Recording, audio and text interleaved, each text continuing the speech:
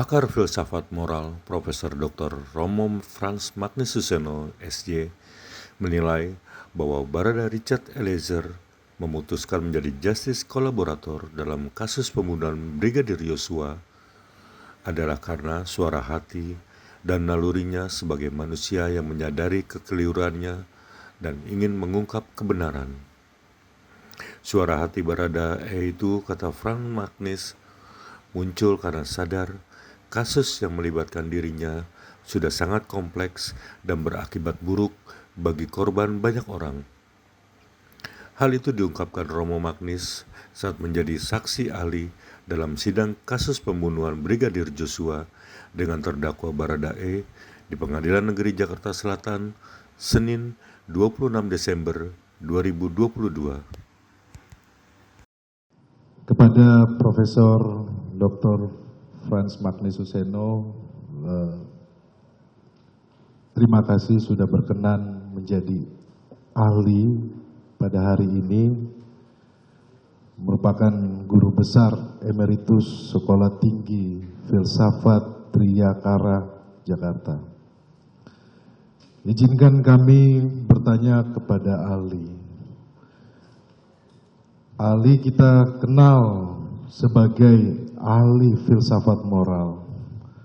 Mohon ahli menjelaskan tentang filsafat moral dan sumbangannya dalam membantu menjelaskan masalah-masalah etika moral.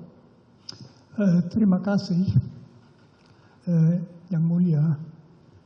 Saya dalam filsafat moral atau etika, biasanya saya pakai etika, kata etika,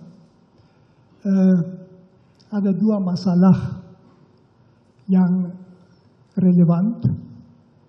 Pertama, suatu perbuatan, kelakuan, sikap secara etis, secara moral dinilai bagaimana dapat dibenarkan secara etis atau tidak dapat dibenarkan. Itu pertanyaan normatif.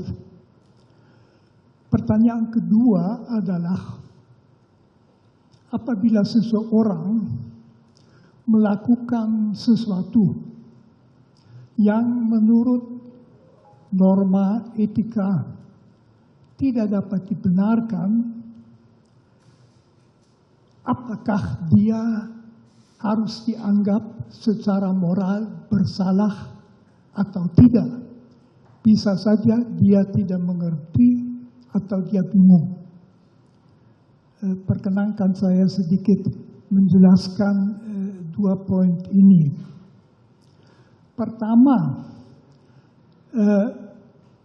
kita ambil contoh, apakah menembak mati orang yang tidak berdaya, yang tidak mengancam, secara etis dapat dibenarkan?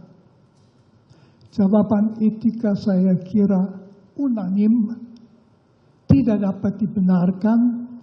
Tentu ada kekecualian. Satu kecualian itu misalnya Algojo dalam menjalankan hukuman mati sesuai dengan undang-undang yang berlaku. Yang satu itu di dalam sebuah pertempuran para kombatan boleh menembak sampai bunuh.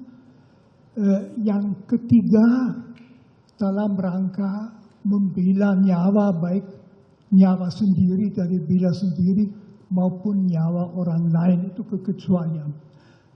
Kecuali dalam tiga kasus ini secara etis jelas menembak mati orang adalah pelanggaran yang berat. Masih poin kedua yang penting di dalam rangka normatif.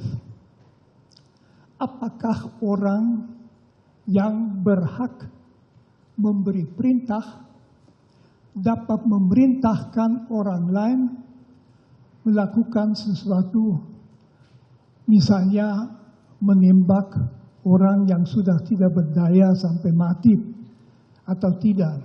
Di situ juga etika itu jelas jawabannya, memerintahkan sesuatu yang secara etis salah berat tidak bisa dan tidak ada kewajiban untuk menaatinya, malah perintah yang tidak etis wajib ditolak. Itu yang pertama secara normatif. Pertanyaan kedua yang sudah sejak filsafat moral abad pertengahan, misalnya Thomas Aquinas, terus kan hampir semua filosof moral sependapat. Ada pertanyaan lain yaitu mengenai kebersalahan orang yang melakukan sesuatu yang secara etis tidak dapat dibenarkan. Katakan saja misalnya ada orang yang atas perintah orang lain menembak mati seseorang. Secara etis orang itu sendiri kualitas moralnya harus dinilai bagaimana. Jawaban di dalam etika itu sebetulnya itu tergantung dari kesadaran orang itu pada saat itu. Misalnya tergantung dari suara hati. Suara hati mengatakan apa pada saat itu. Bisa saja dia bingung karena dia berhadapan dengan dua norma. Yang satu itu mengatakan menembak mati orang yang sudah tidak berdaya, tidak bisa dibenarkan, titik. Yang kedua, dia diberi perintah oleh orang yang berhak memberi perintah, wajib ditaati supaya melakukannya. Lalu dia harus mengikuti yang mana? Etika normatif tadi mengatakan dia harus menolak melakukan perintah seperti itu.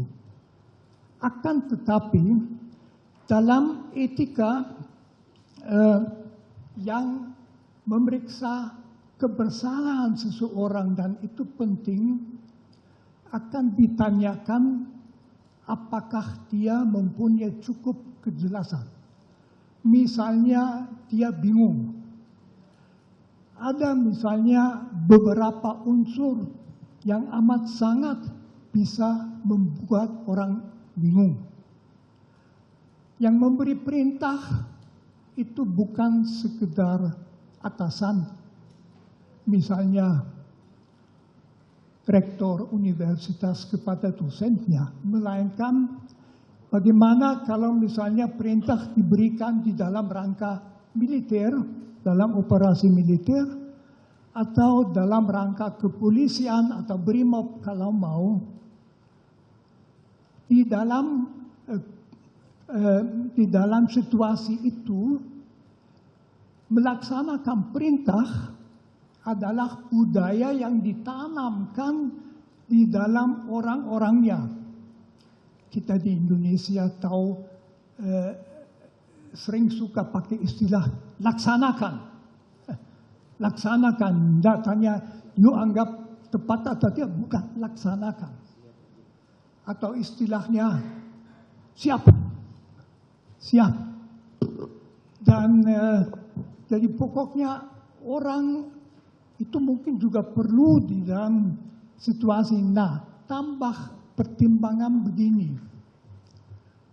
Polisi adalah salah satu lembaga, satu-satunya lembaga dalam masyarakat yang berhak melakukan kekerasan seperlunya, kadang-kadang sampai menembak.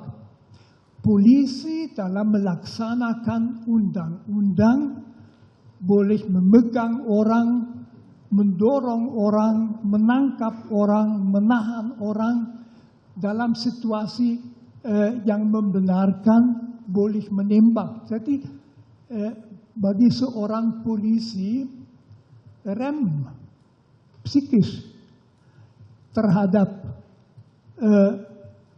menembak mati orang tentu lain daripada orang biasa yang tidak di dalam situasi itu.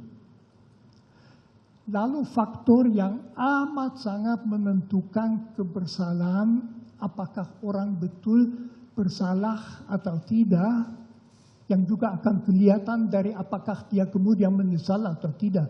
Kalau tidak menyesal, ya tidak bisa dikatakan ada kebingungan. Tetapi kalau dia bingung karena berada di bawah pressure waktu. Jadi bukannya dia disuruh oleh atasannya melakukan sesuatu yang tidak benar, tetapi sekarang juga lakukan. Itu tipe perintah yang amat sulit secara psikologis dilawan. Karena siapa dia? Mungkin dia orang kecil, jauh di bawah yang memberi perintah, udah biasa, laksanakan. Meskipun dia ragu-ragu, dia bingung. Itu tidak berarti bahwa sama sekali tidak ada kesalahan. Tetapi itu jelas menurut etika sangat mengurangi kebersalahan. Saya tidak memakai istilah bisa dimengerti, itu terlalu banyak. Menurut saya, tapi itu saya pendapat, tentu orang mestinya tahu tidak bisa, tetapi dalam situasi bingung. Dalam budaya perintah laksanakan. Berhadapan dengan atasan yang sangat tinggi mungkin ditakuti. Kebebasan hati untuk masih mempertimbangkan dalam waktu berapa detik yang tersedia mungkin tidak ada. Mungkin ini dulu yang mau saya katakan.